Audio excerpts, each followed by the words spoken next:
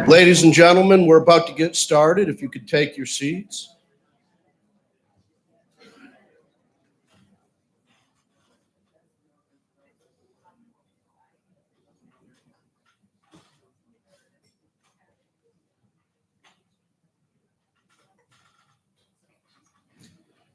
Ladies and gentlemen, thank you all for being here today.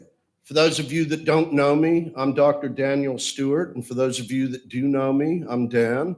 I am from the History and Humanities Department here at Fayetteville Tech, and it's my honor to welcome you here today for the first installment of the Fall 2023 Community History Lecture Series. Today's lecture is, like many of them, in partnership with the Lafayette Society of Fayetteville. And before I introduce today's guest speaker, I'd like to invite our friend Gwen Melton of the Lafayette Society to come up and share a few words, and then we will get to meet Dr. Lloyd Kramer.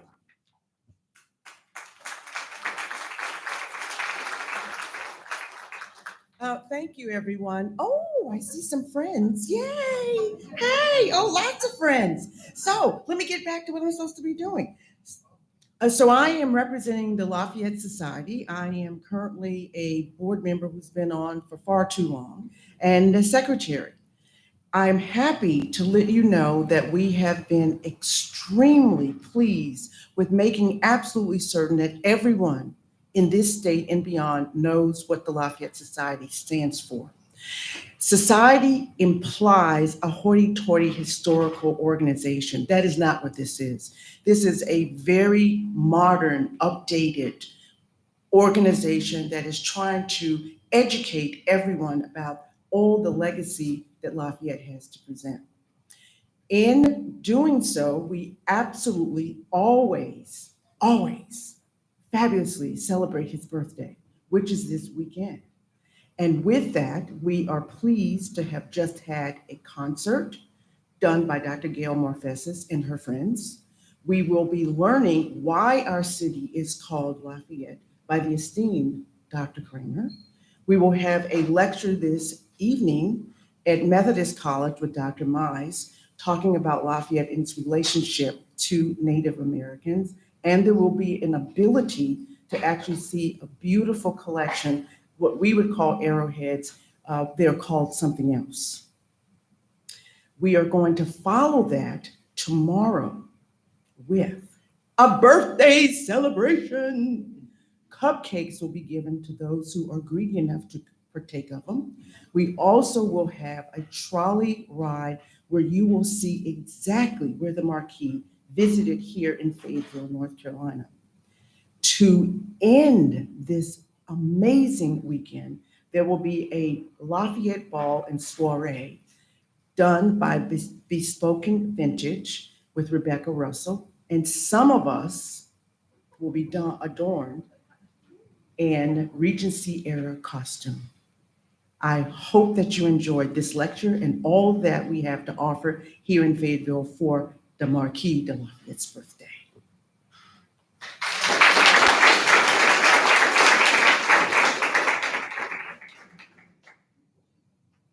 Thank you, Gwen. And now I'd like to introduce our guest speaker, Dr. Lloyd Kramer. Dr. Kramer is a professor of history at UNC. He's director of the Carolina Public Humanities Program and author of several books, to include Lafayette and Two Worlds, copies of which are on sale here today. And I believe you'll be doing book signings after. Okay, all right. I believe correctly. After the presentation, if you'd like to purchase a book and get it signed, now's your chance. Let's give Lloyd a big, warm Fayetteville welcome.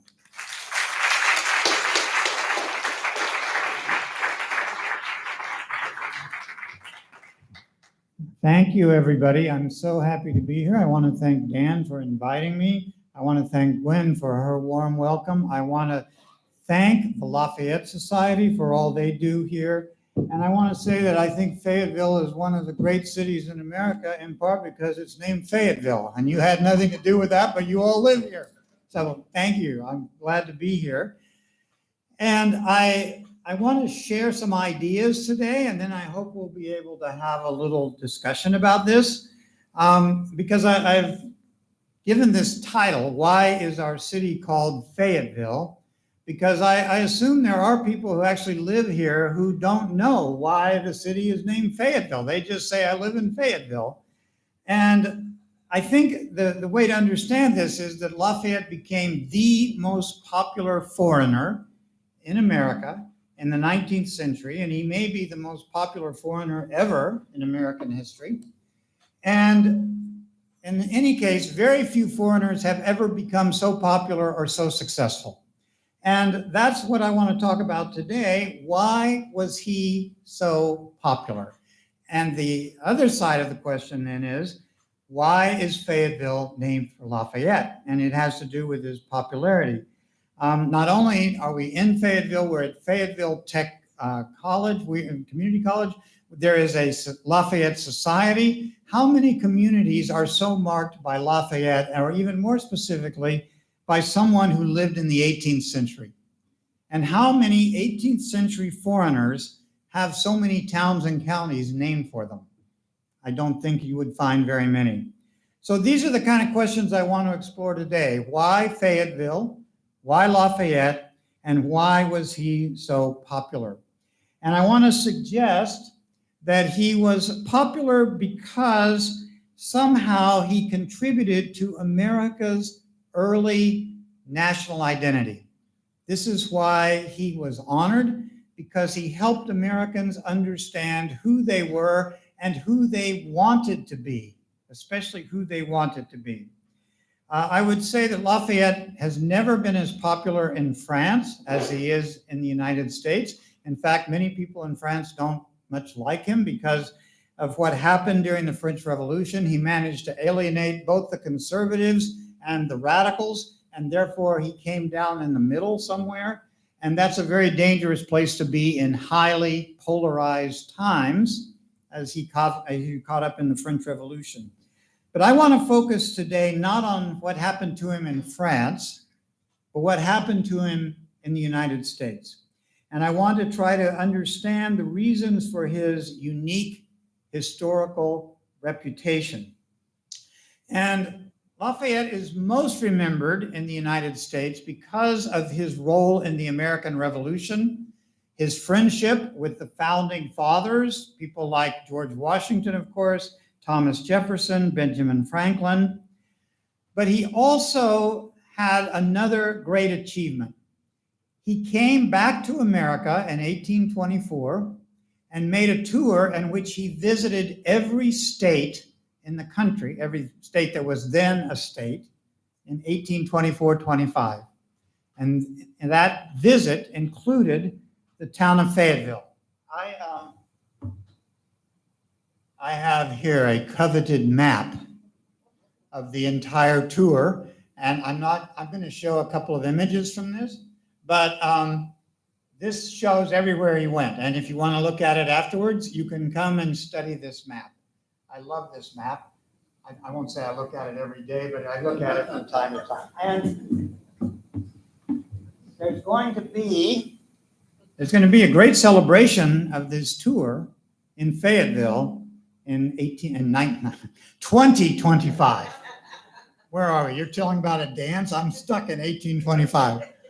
So that's going to even go beyond cupcakes, as I understand it.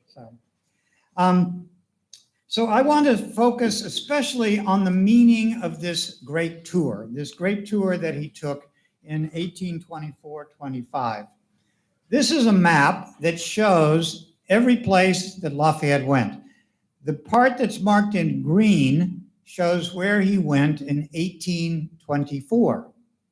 The part marked in blue shows where he went in 1825. And everywhere he went, he was hailed by great crowds. He was like a great rock star. He was like, in my age, some of you probably lived in my age, like when the Beatles came to, do you remember when the Beatles came to America? I would say Lafayette was the Beatles of his era. Everybody wanted to see him. They came out. There were huge crowds. They said, Lafayette's coming. He was greeted by bands, by parades, by military units that came out to greet him. And this is the key to his enduring fame, is that tour. And a lot of people named their children for Lafayette. I bet somebody in this room has somebody in their family named for Lafayette. I actually discovered this. There was someone named Samuel Lafayette Jones in my family, and I oh my gosh, I have a Lafayette connection. Well, he was just born, you know. A lot of babies were born after Lafayette. People were in a celebratory mood. And they named their kids for Lafayette. This is a map here. I can actually move her. I've got a mic. See, it's like a rock. I'm like a beetle right here. You see, he came down from the area around Washington. He came through Virginia. He went to Raleigh, and he came to Fayetteville. And this map, this is a version of what I just held up on this map. This shows the towns where he visited. So the question is, why did people celebrate this man who was called the hero of two worlds? What made him so popular? That's what I want to try to understand. This is an image of Fayetteville's buildings around 1825. I assume some of you have seen this image. There's a picture of Lafayette way up in the corner there. These are some of the buildings in the town. And when he came to places like Fayetteville, it was also a great opportunity for merchants. They sold souvenirs. See, it's like a rock tour, you know, farewell tour.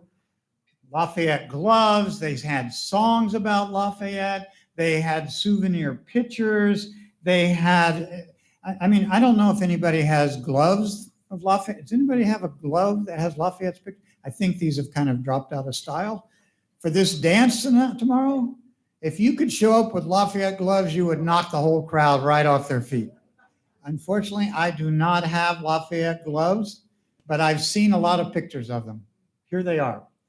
So there's something else about Lafayette that's fascinating. He had a great impact on American national identity without ever writing a book about America. You know, Alexis de Tocqueville wrote Democracy in America, 1830s. 1835, 1840. Lafayette also told the story of America. But unlike Tocqueville, who wrote that very influential and popular book, Lafayette told the story of America in each town he went to. So in fact, Lafayette's story of America reached more people than Tocqueville's story of America, because so many people who never read a book or cared about reading a book went and heard him give a little talk, even in Fayetteville, but in all these other towns that he went to. So what he did everywhere was evoke the memory of the American Revolution and the importance of American history. And he seemed almost like a magical appearance from another era. In 1825, that was 50 years since the beginning of the American Revolution. Think back to your 50th class reunion, if you've had one. How far back in history? All of the other generals of the Continental Army were deceased. And of course, George Washington was deceased. Thomas Jefferson was still alive. It was like a miracle. Here comes a man from the distant past.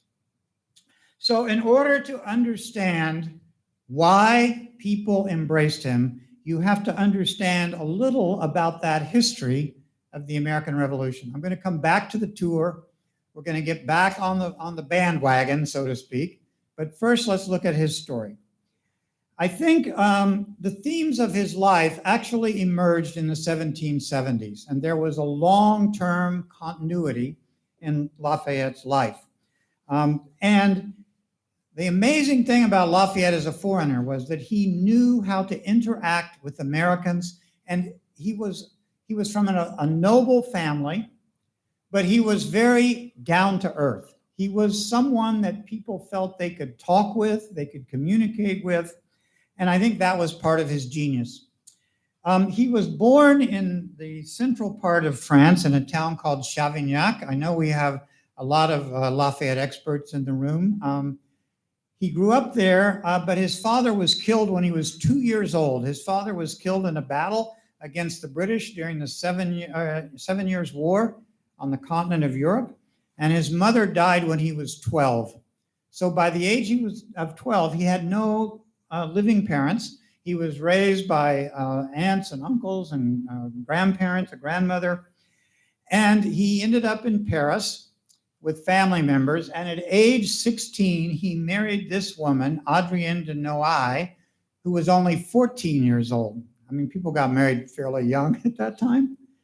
And it was an arranged marriage, and the family wanted to marry Lafayette, wanted their daughter to marry Lafayette, because he had a very large income.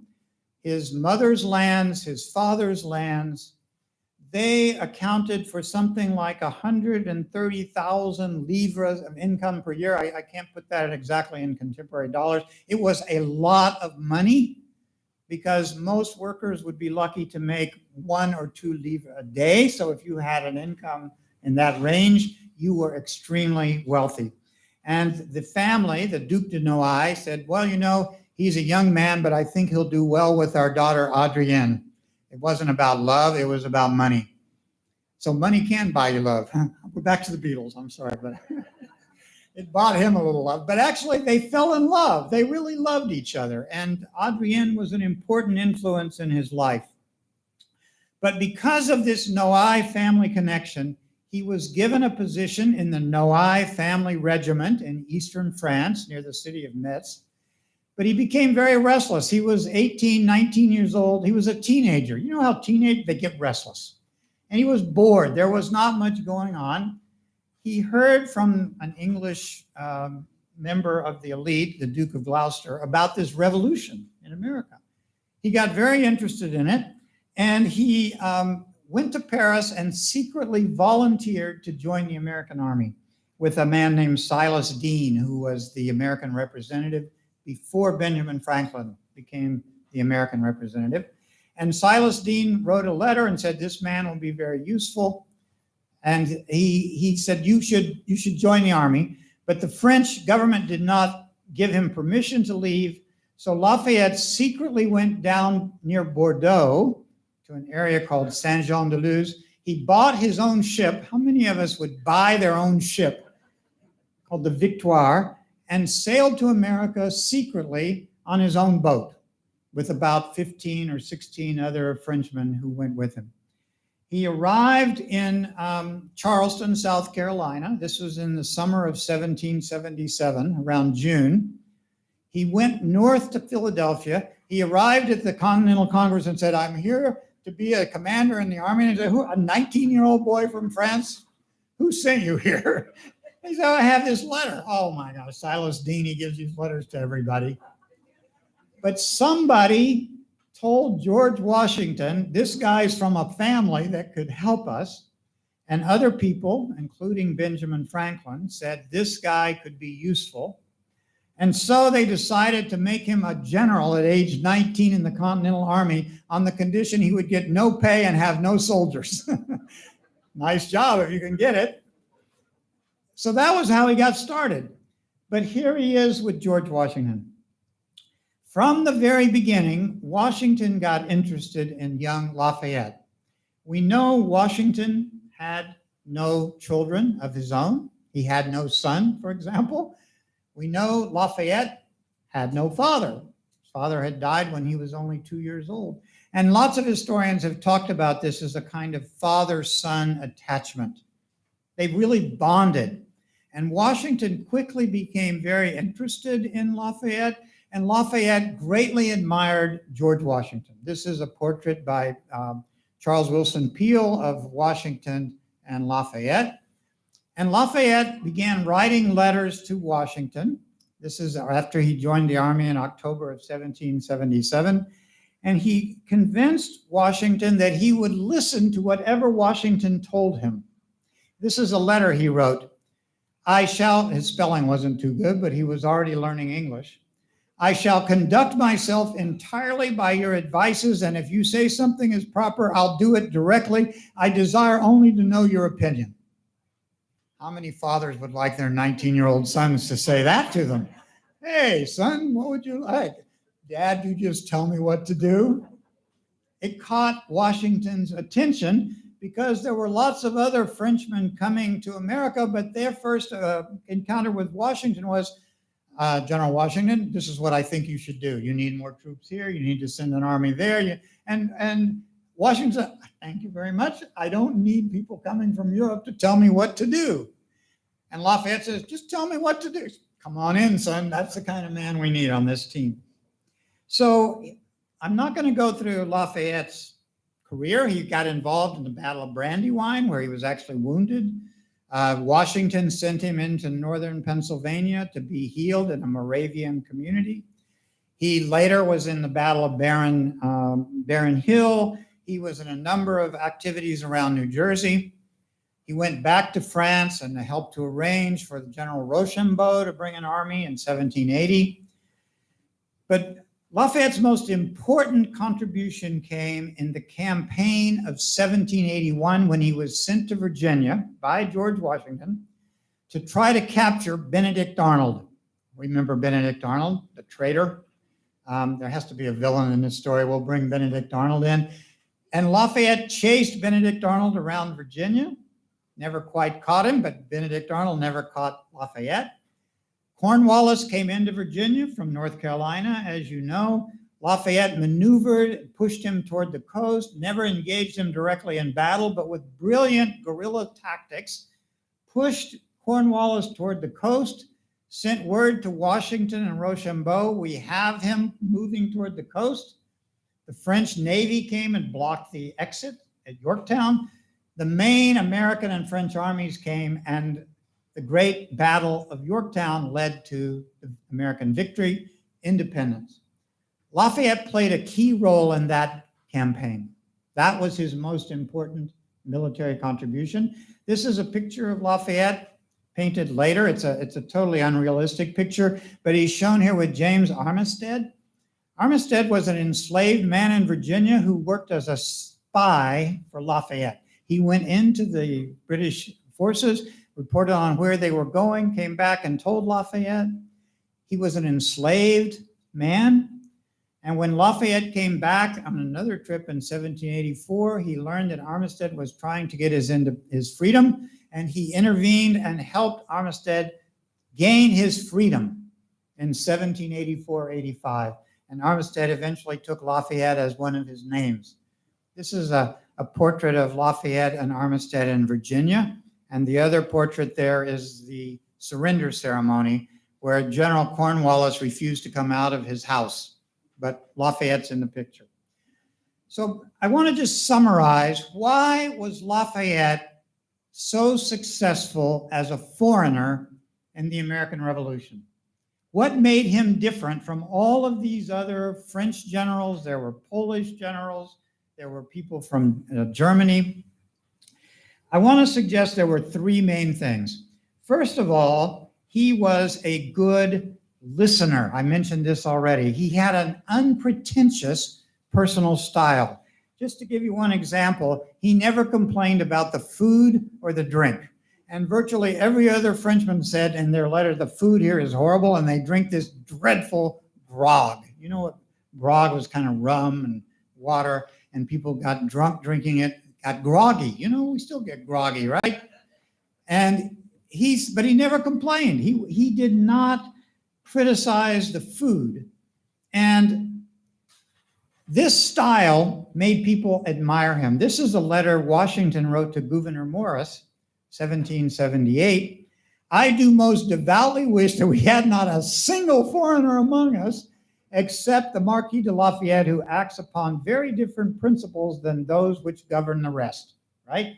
He's not out just to get his own advances. He's not out to complain that I'm not a good leader. He listens. He is respectful. That's number one characteristic. Number two, he was a very effective mediator. He sent letters back to France. He encouraged the French to send more money, more arms, to send an army. And whatever happened, he looked on the bright side. This is a letter he sent to his wife in early 1781. when things were going very badly for the Americans. There had in fact been a mutiny, and many people in France were saying the Americans are not going to keep fighting. And he wrote back, no European army would suffer a 10th part of what these troops have, because one must have citizens, that is, people who believe in the cause, must have citizens to endure the nakedness, hunger, labors, and complete lack of pay that make up the lot of our soldiers, the most hardened and the most patient in the world. What an affirming statement. Because he sent this to his wife, but of course she circulated it among all of the elite, among government officials. They said, don't worry if you hear things are going badly. Lafayette says these soldiers are here to stay. They're not going to abandon the cause. Second thing, so he mediated. And then the third thing, wherever he went, he told the Americans that their cause, the struggle for independence and human rights, was the most important cause in the world. And who wouldn't like that? If somebody tells you, you know what you're doing is world historically significant. Sounds good, especially if you are from a very insecure community, no status in the world, no history to speak of, and here someone comes from an elite French family and says, you know, Europe could learn from what you're doing. Wow, that is pretty amazing that he is telling them that. So he says, this is Timothy de Matlack, who was the president of the American Philosophical Society, to which Lafayette was elected in 1781. And he said, America's cause reflects the progress of philosophy and promotes the rights of mankind on a more liberal basis than anywhere else in the world. No wonder the Americans loved him. He was telling them, you are doing something that is making a huge difference in the world. So, just to summarize, his personal style, the listener, his mediation between Americans and French, his affirmation of the importance of America's revolution made him the most popular foreigner in the American Revolution. And it's not an accident that when he came back in 1784, the town of Fayetteville had just been named Fayetteville. I'm going to come back to that in a minute. Okay, so after the American Revolution, Lafayette went back to France. He became active in supporting the cause of human rights. He joined an anti-slavery group called the Society for the Friends of Blacks. He himself tried an experiment to take a plantation where there were enslaved workers in Guyana. His plan was to train these workers so they could be independent laborers. But then the French Revolution came and all his land was confiscated and the experiment failed. And Lafayette himself, as I'll say in a minute, ended up in prison. He also advocated for the rights of Protestants who did not yet have equal rights in the 1780s. And when the French Revolution began, he introduced the first Declaration of the Rights of Man and Citizen. It basically said all human beings are equal, all human beings should have equal citizenship rights, and all human beings should be entitled to participate in public life in the same way. Of course, at that time, women were excluded, but that was the theory, equal human rights. This is a picture of Lafayette with the king, Louis XVI. This is, you can see Louis XVI still has his head and everything at this point. He's standing there with the Declaration of the Rights of Man, and Lafayette was the most popular leader of the French Revolution in the summer of 1790. In the July 14th celebration, Lafayette and the king were hailed as the representatives of the new order. He was the symbol of freedom, the symbol of a new kind of regime. Here is a cartoon showing him leading the nation toward freedom. This is on the left. On the right, it's another image. There were lots of artistic images of Lafayette showing him as leading the country toward a freer society. But by 1792, Lafayette had a complete falling out with the radical leaders of the revolution. And this is because he did not support the removal of the king. He wanted to have a constitutional monarchy rather than a republic, because he said in France, although he supported the American Republic, he said in France there is a tradition of having a monarchy, and we need an assembly, we need elected officials, but we need to have a king who would be the symbolic leader of the country. That position was highly unpopular by 1792. He was involved in some conflicts, including a violent attack on protesters. He was the head of the National Guard. He was blamed for the killing of some 30 demonstrators at an anti-monarchical demonstration in 1792. And by August, he was denounced by the radical Jacobins. He fled from France. He was captured by the Austrian army. He was sent to a prison in Austria and then in Prussia, a prison at Olmütz. And for 5 years, he lived in solitary confinement in a prison, which was terrible, but it was good for him because if he had stayed in France, he would undoubtedly have been executed by 1793. So this is a picture on the left side of Lafayette in prison because his wife, Adrienne, and his 2 daughters actually managed to get there by 1795 and join him in the prison. And it affected Adrienne's health. She never fully recovered from that. Their son, who was named George Washington Lafayette, nice name that, he was sent to America and he lived out the French Revolution at Mount Vernon, living in George Washington's house. So he was not in the prison.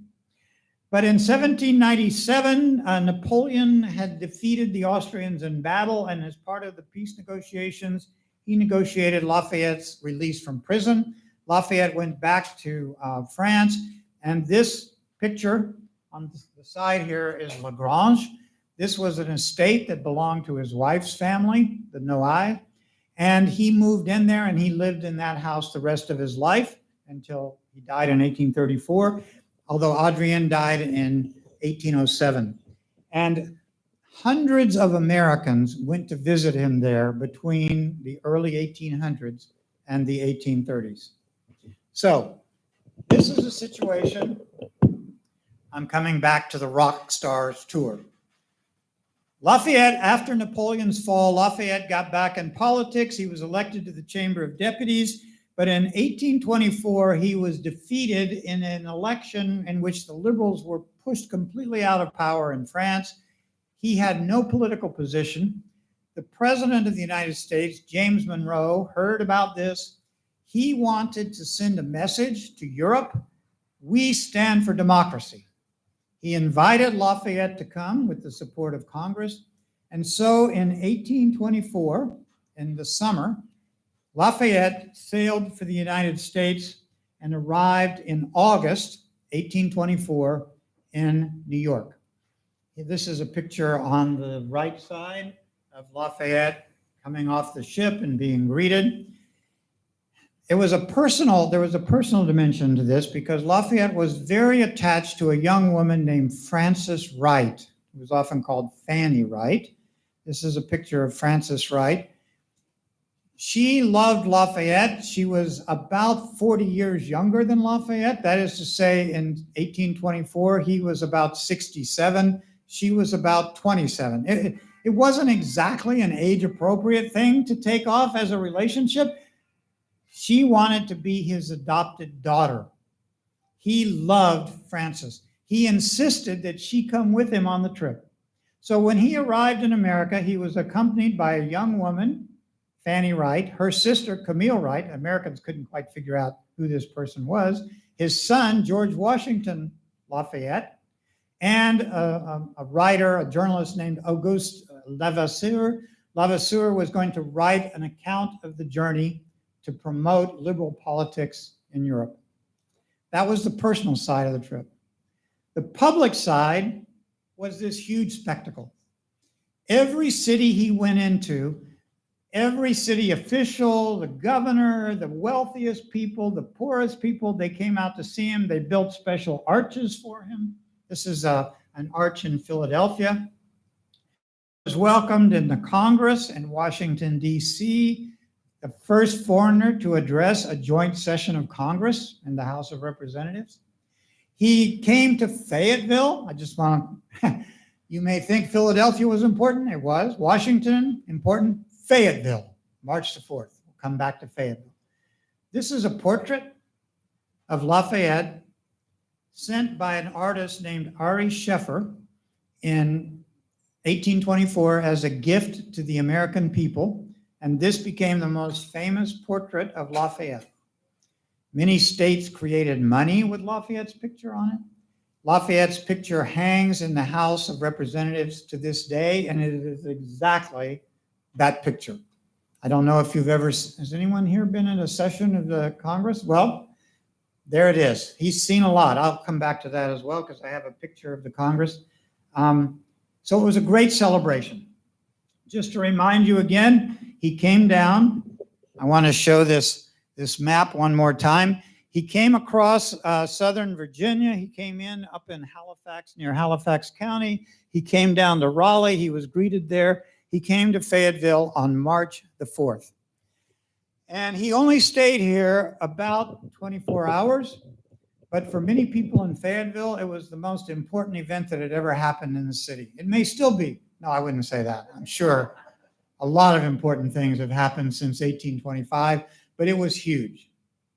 So here's an account of Lafayette's arrival in Fayetteville in 1825 by this writer, Auguste Levasseur, who was with him on the trip. He was sending articles back to the French press. He said, on March the 4th, we arrived in the pretty little city of Fayetteville. The weather was dreadful. The rain fell in torrents, and yet several miles before the city, the road was covered with men and children on horseback.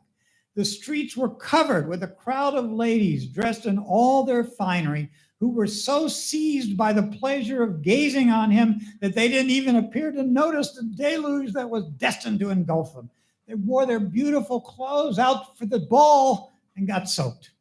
Never mind, there he is.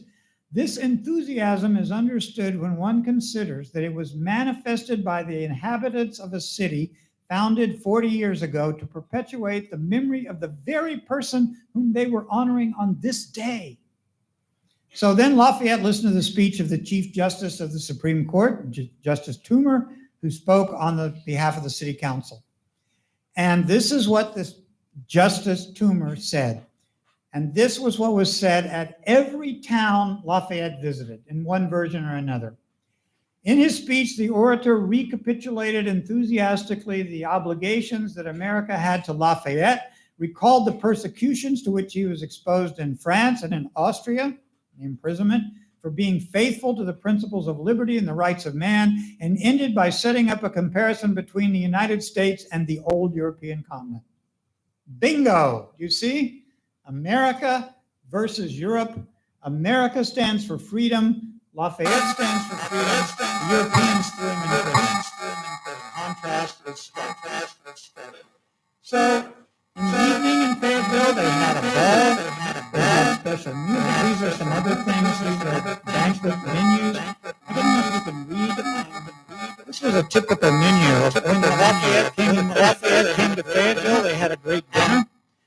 This is a dinner in Boston. It's fish. I don't know how Lafayette stood up after that. And then after all of this food, they would have toast, and they always had at least 13 drinks to honor the original 13 colonies.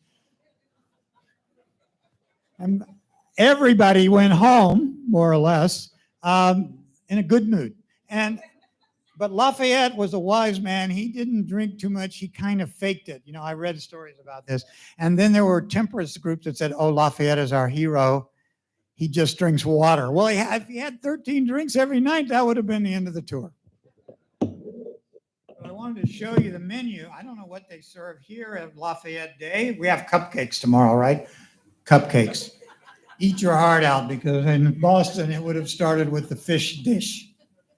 And I mentioned before the souvenirs. This is a piece of jewelry with Lafayette's picture on it. There, the Lafayette gloves again. And they sold thousands of ceramic plates showing Lafayette's arrival in New York. My wife and I visited a friend who lived in Edenton a few years ago, and she brought out a plate of this kind that had been buried in her backyard in the 1790s. It was broken. She said, "Look at this." And I said, "That's a Lafayette plate." She said, "I know, we found it in the backyard near the privy." There was a privy out there, not anymore, but that's where somebody had buried it.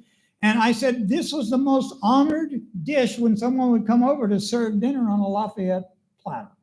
Okay, it was a big deal. Let me point out that Lafayette came to America in 1824, which was the most polarized moment in American history up to that point, except perhaps in the Jefferson-Adams election of 1800. You may remember that John Quincy Adams was running for president against Andrew Jackson. We know about polarization right now in 2023. America was, I would say, equally polarized in 1824. Each side believed that if the other side got into power, the America they cared about would be destroyed. The people who supported Jackson, mostly in the South and the rural areas, believed that John Quincy Adams was a Yankee who was hostile to the South. People in New England and the Northeast believed Andrew Jackson was out to destroy the values of New England. The election ended without a winner. It went to the House of Representatives. Jackson actually won more of the popular vote, but in the House of Representatives, it was thrown to John Quincy Adams. Can you imagine how angry the Jackson supporters were? We can imagine that in the age of election denialism and conflict in our own time.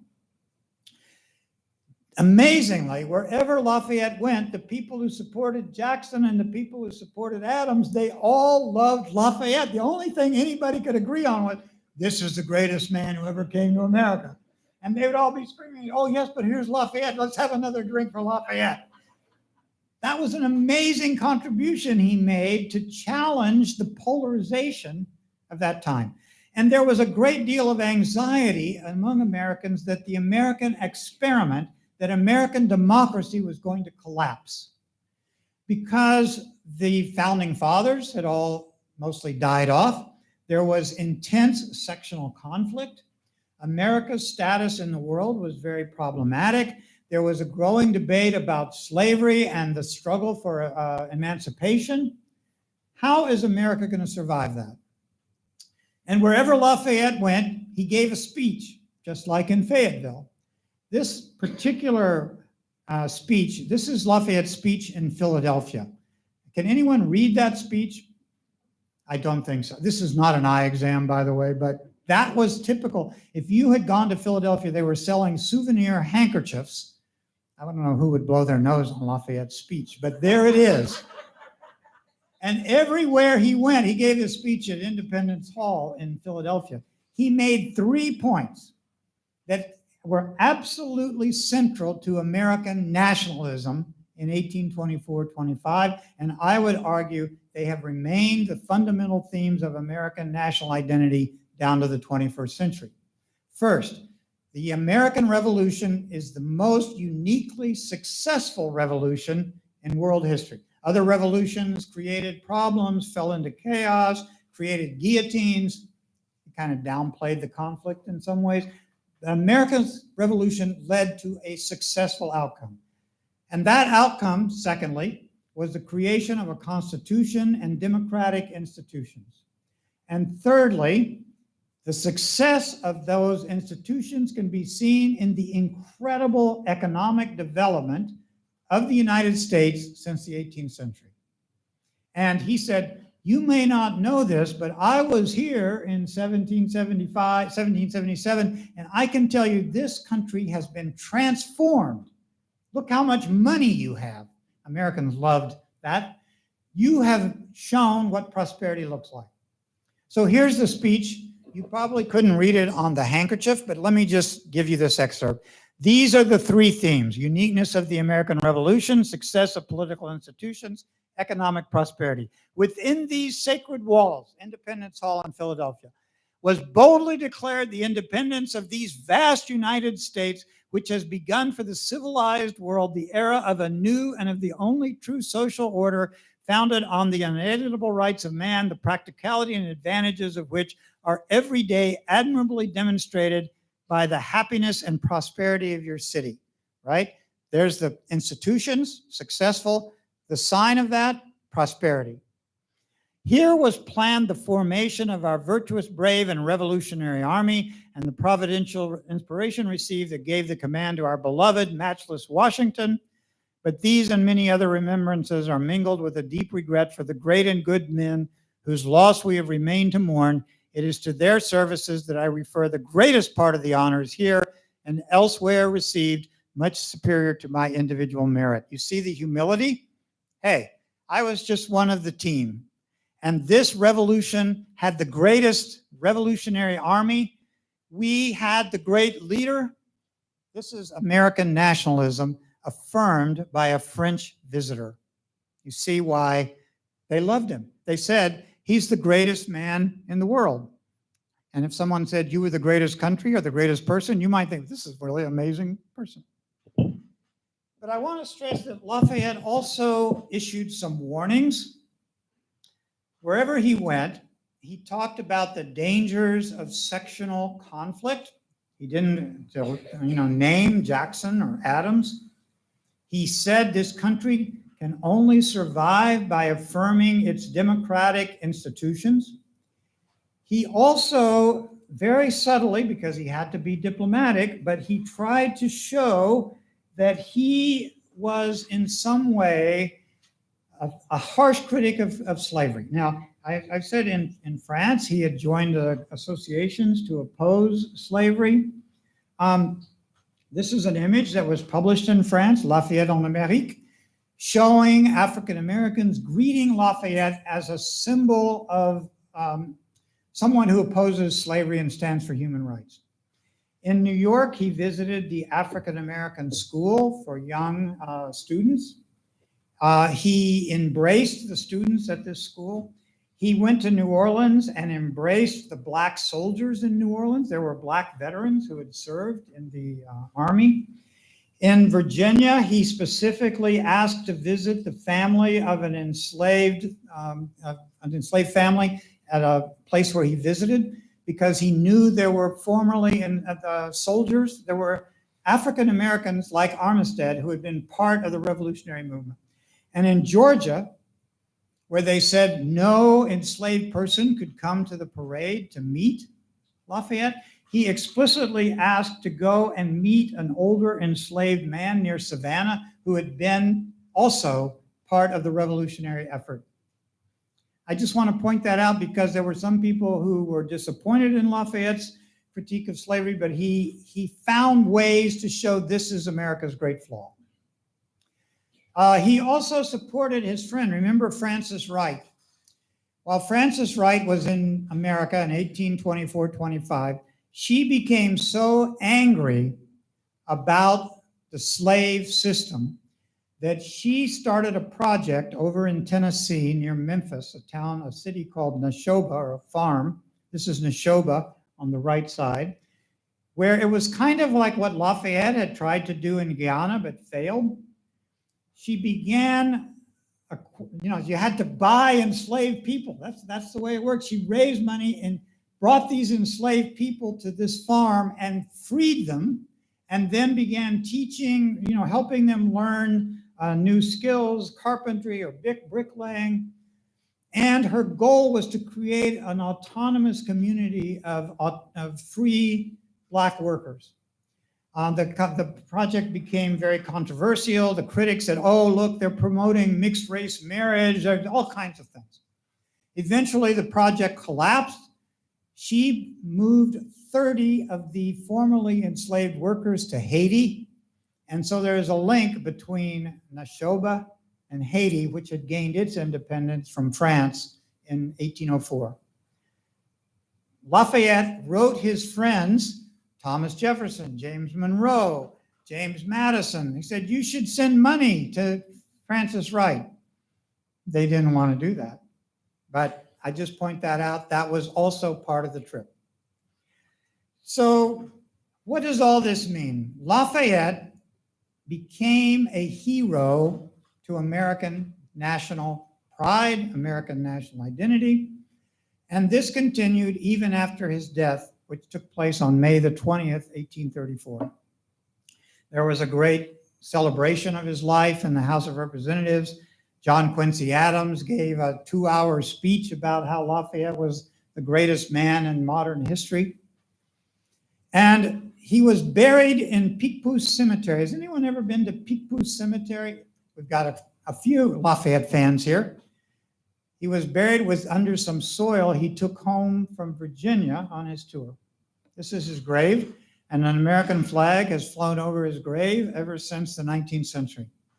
In fact, during the Nazi occupation of Paris, there was only one place in France where the American flag was still flying, and it was on Lafayette's grave in the Picpus Cemetery in the 12th arrondissement in Paris. And it's still there. You can go and visit that cemetery. And when the Americans went into the war, and famously General John Pershing went to the grave and they said, "Lafayette, we are here." It wasn't actually Pershing who said it, it was his aide-de-camp, Colonel Stanton, but they all said it was Pershing because it made a great story. So because of what Lafayette did, and especially his ability to affirm the meaning of American identity, one of his carriage drivers was taking him through a street in Connecticut, and he said, "Get out of the way. I am bringing the greatest man in the world through town." That's what they called him, the greatest man in the world. And here is a piece of art from 1825 showing him on the Brandywine going back to France, imagining him communing with the deceased founding fathers, Washington and Franklin, about what has happened to the country you created 50 years ago. And this is why Fayetteville was named for Lafayette. In 1783, there were these two towns, Campbellton and Cross Creek. There was a desire to merge them. I'm sure you all know this story better than I do because I'm just a visitor and you all live here. Maybe you repeat this history to your children and your grandchildren. Cross Creek, Campbellton. So they decided, what are we going to call the town? And in 1783, they said, let's name it for Lafayette, the first town in America named for Lafayette. And that's why he came here in 1825. And so even today, as you walk across your town, there are reminders not only of the name of the city.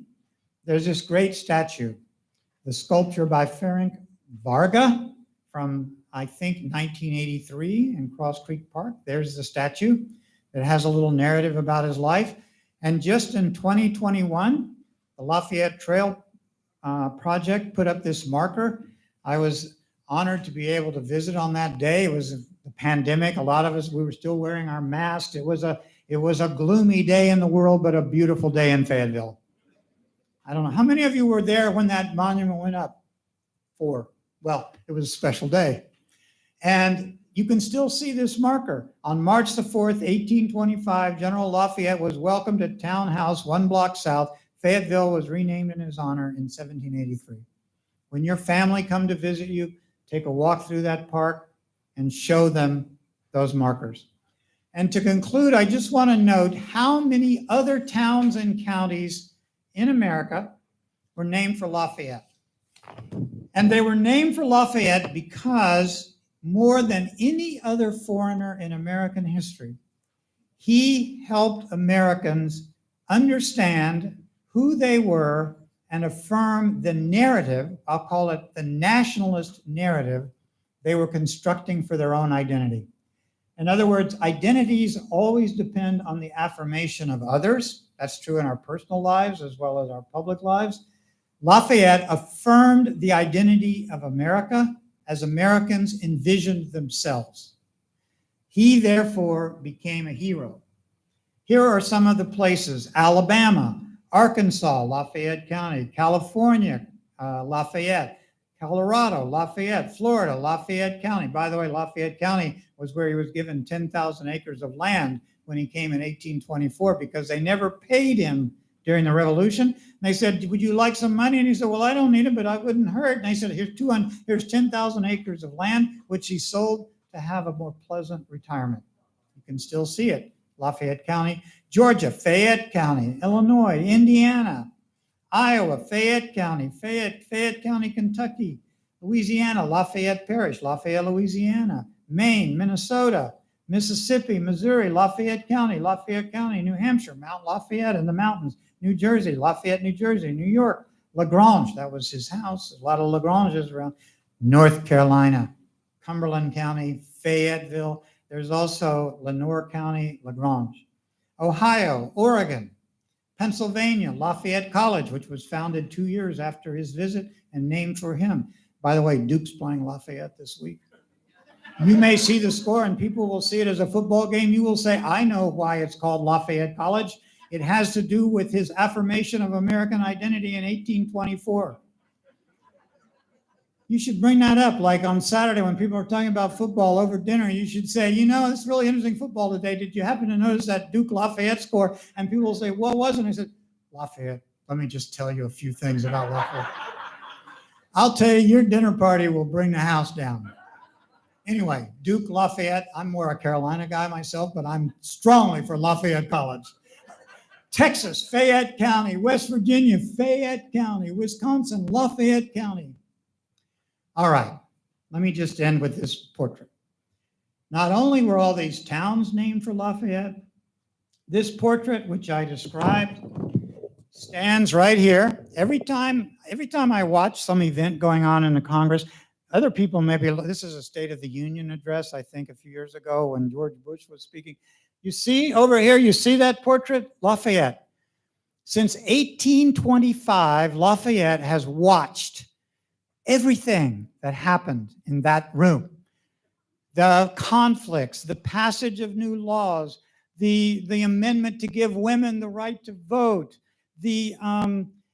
all of the conflicts, the impeachment, the January 6th, Lafayette was, oh my God, he was watching. I mean, Lafayette like, my God, I warned you about this kind of thing.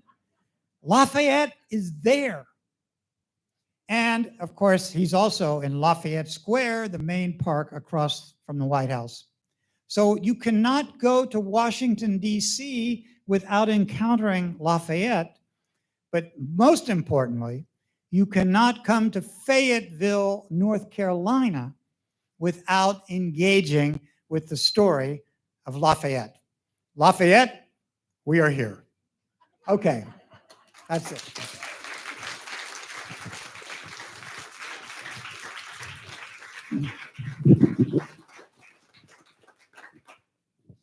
So Dan said we can have questions, comments. You don't need any responses, any thoughts. I'm happy to entertain anything. Do you want to circulate with the microphone? Or was that? Just because we're streaming this, I believe, and we need to be able to make sure that people can hear it. Test. Can you tell us a little bit about his trip to Raleigh before he went there before Fayetteville? Do you know? That's right. He went to Raleigh just a couple of days on the same trip, obviously. He was greeted there by the governor and by the leaders of the political community.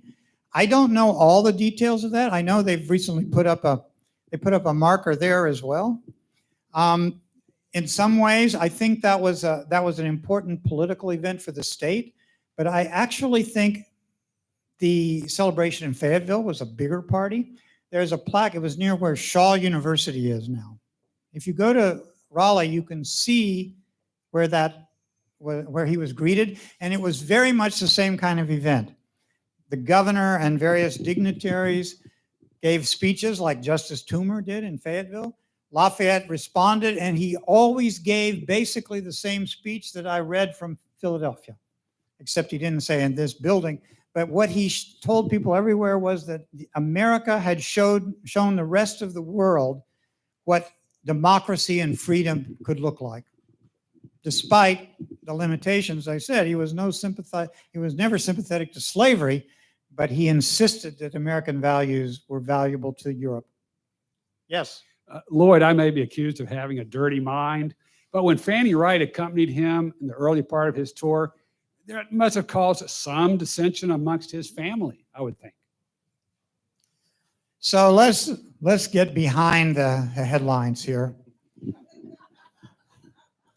So Fanny, the word Fanny has kind of a different meaning in our society. I think we'll call her Frances. She was an orphan.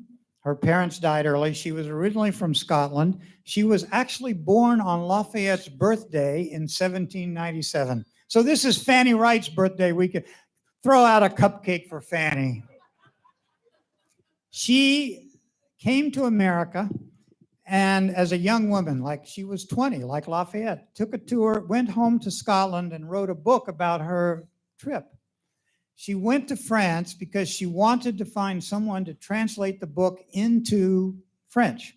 And so she went to Lafayette, and Lafayette was smitten by young Fanny Wright, who was probably 23 years old. And she basically moved into Lagrange, and other members of the family, you're right, they were like, Dad, why is this young woman here? His daughters were there, Virginia and so forth. And he said, well, she's very interested in America. Yeah. And they spent a lot of time in the study looking at letters about America. So yes, the family was very upset. And then realizing that they weren't exactly going to become lovers, but she proposed that he adopt her, that she become his adopted daughter.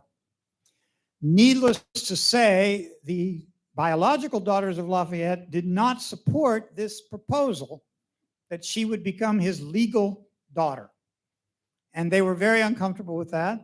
And yet, when he was invited by James Monroe to come to America, he had such an emotional crisis at the thought of leaving Fanny, who continued to spend a lot of time in Lagrange, that he insisted she must also come to America with him.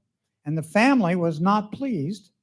So they finally worked out a deal for her to come on a separate ship 2 weeks later. She arrived in New York 2 weeks after Lafayette, and they intersected at many places along the trip. In Philadelphia, she spent a week with Lafayette at Monticello and got in arguments with Thomas Jefferson about slavery. And Thomas Jefferson said, who is this young woman? Anyway, one last thing about Fanny.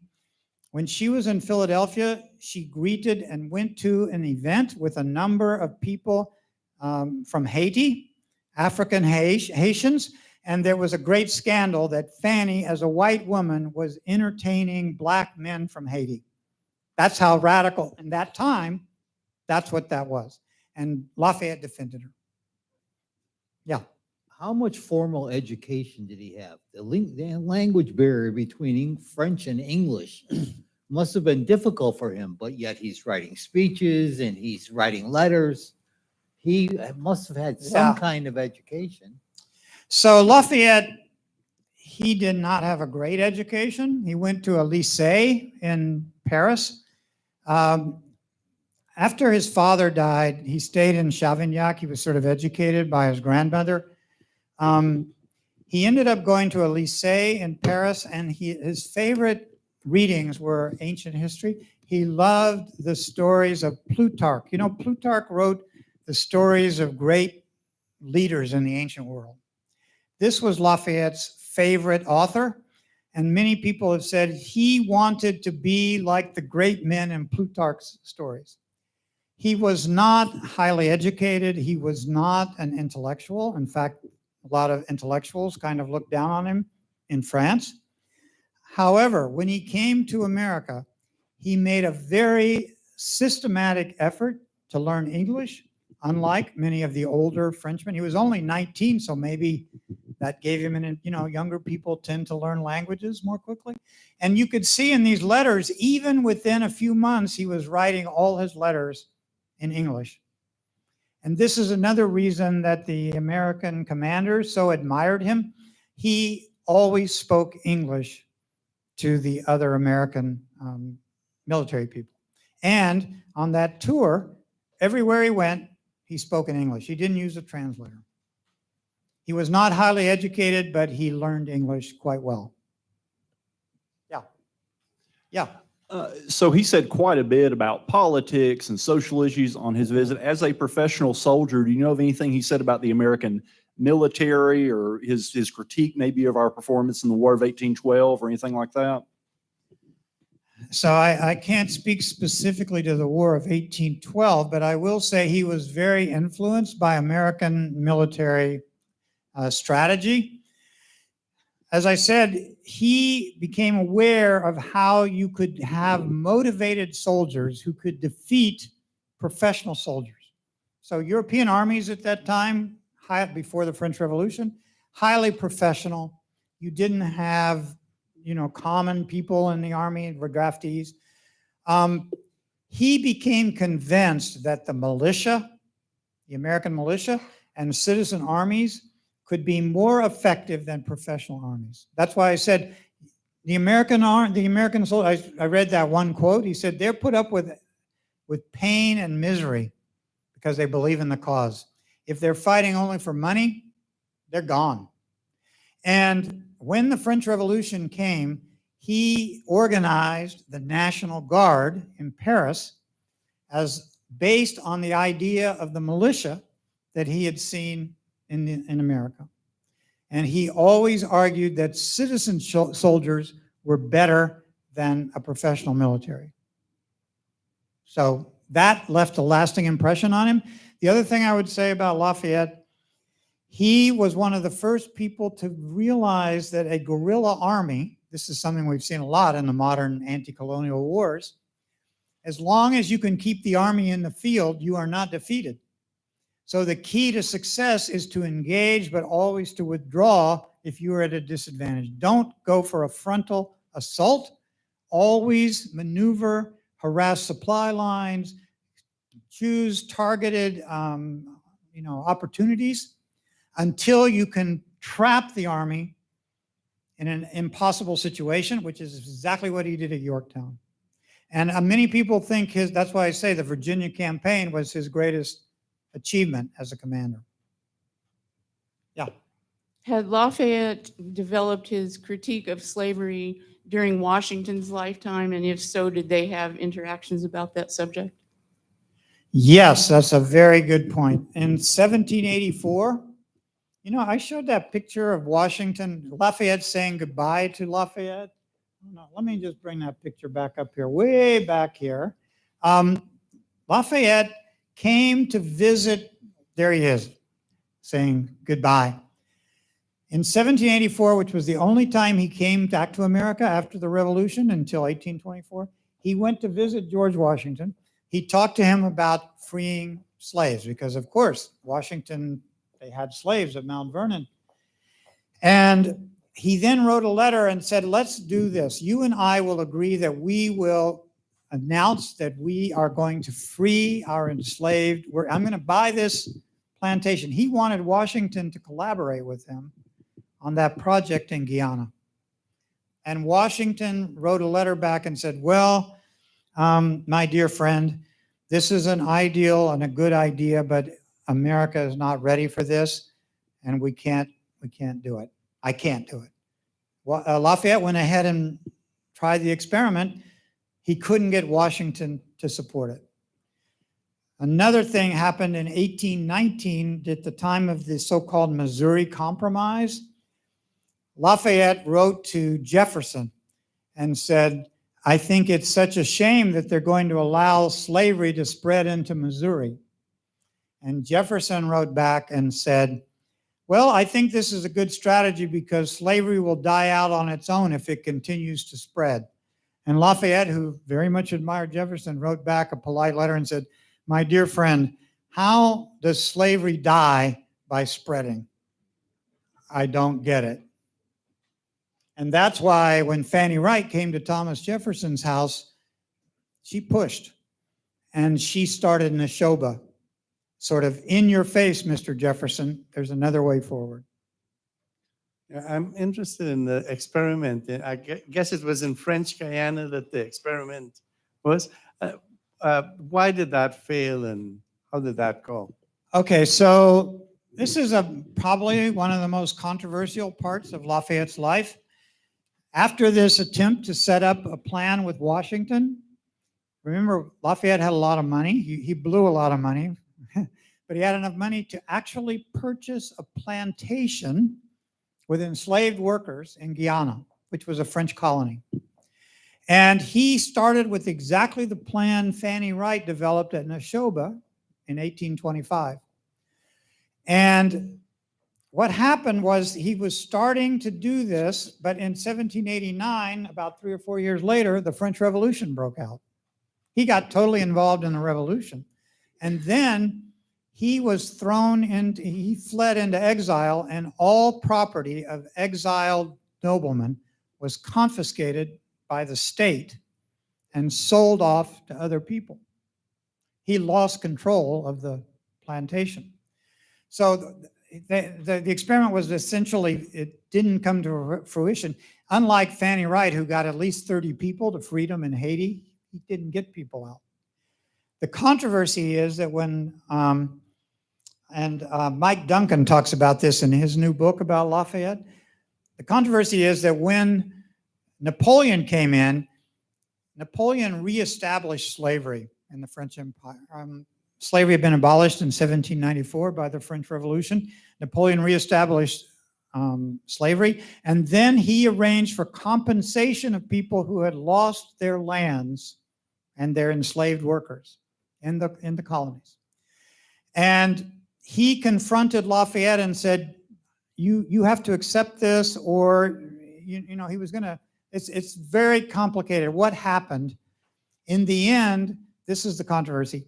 Lafayette accepted some money from Napoleon's regime for the land and the enslaved workers who had been confiscated by the French state. He himself did not get involved in that, but there was some later compensation. That's why it's so controversial. But he was vehemently against slavery, and that's why he bought the plantation. Yeah, over here, I'm sorry. So in a day and age where members of my generation and younger often see or view men and women who lived in the late 18th, early 19th centuries as being bad because of the systems that were in place at that time, what else could you say about Lafayette to maybe some of the younger generation today can relate to in order to maybe not like him, but at least respect him and his legacy? So that's an excellent question because, of course, every human being is flawed and limited by their own context. So one of the critiques, so here's this question. Why would Lafayette say more about slavery when he came on this tour of 1824? Lafayette was someone who believed that historical change takes place in increments. Of course, he couldn't know how slavery would be abolished. None of us know what's coming next. So what Lafayette was always trying to do, and he was, like all people, unable to see where his actions might lead. What I would say to young people is all of us live in a complicated historical context. Like Lafayette, we are confronting social injustices.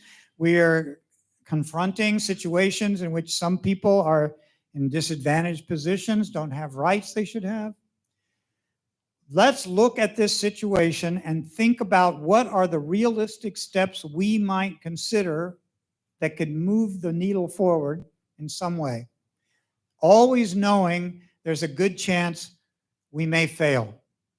But also always believing, and this is why people said Lafayette was naive, always believing that the future will be better than the past or the present. Lafayette didn't know this, but in the words of Dr. Martin Luther King Jr., the great arc of history bends toward social justice. Lafayette believed that. Of course, he didn't put it that way. He believed that in the long run, there would be more democracy, more freedom, and more human rights. And he struggled to do that, even though some of his choices were failures. What I would say to young people is, do not give up when it looks hopeless, because you never know the long-term consequences of your actions and the institutions you're trying to change. It's not easy work. You know, that, just one final point. I don't know, we're probably about ready to wrap this up. So many people in our own time, and young people are good examples of this, especially, you expect instant, everything's just going to change. Like on your phone, boom, I want to see what's the latest thing, what's cool, what's hip, what's going to change. The long arc of history bends slowly, and each generation makes some modest contribution. That's what I would say to young people. Choose what you can do, and look at Lafayette as an example of someone who made mistakes but never kept trying to make the world better. I wish we could all do as well, but we don't. Most of us want to be safe. Lafayette took a lot of chances, and the more chances you take, the more failures you're likely to encounter.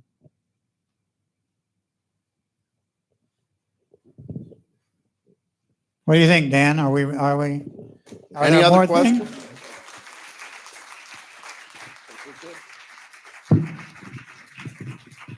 Yeah, thank you very much. I love Fayetteville. Viva la Fayetteville.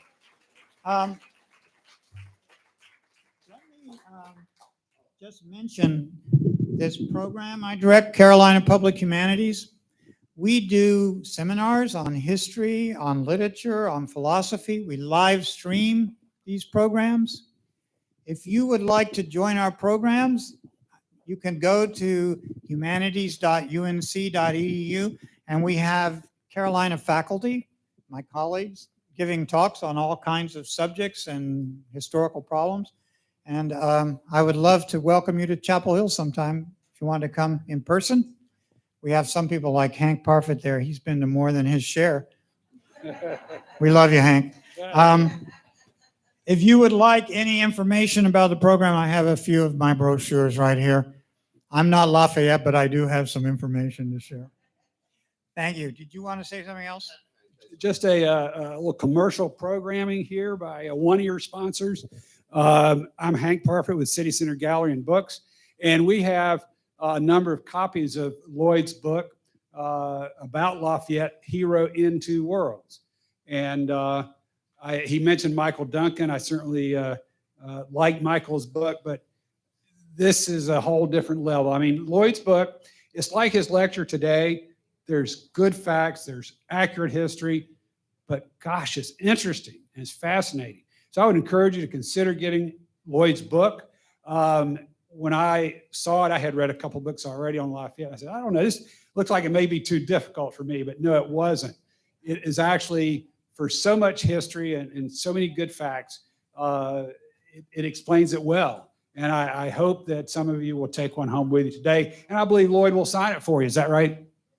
Well, look, I didn't come here to sign books, but I'm happy to do it. I never turned down an opportunity to sign a book.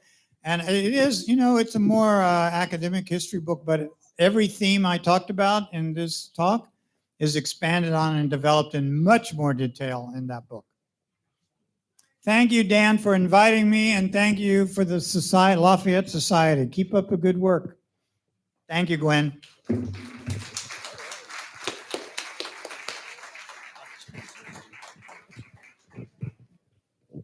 Okay, that concludes today's lecture. Again, if you'd like to purchase a copy of Dr. Kramer's book, you can do so before leaving. I'd like to remind everyone there's another fine lecture tonight at Methodist University at 7 p.m. on Lafayette's relations with Native Americans. And there'll also be the Lafayette birthday celebration tomorrow at 1 in Cross Creek Park downtown.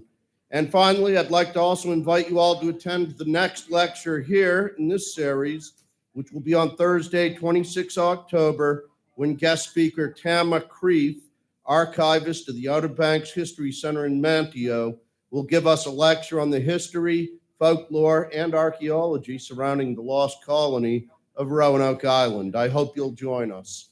Have a great day. Thanks. That went really well. Yeah. Oh, well, this is the I only have one copy of the brochure. This is how you get the information and see that, go to that website and it has all the programs. Absolutely.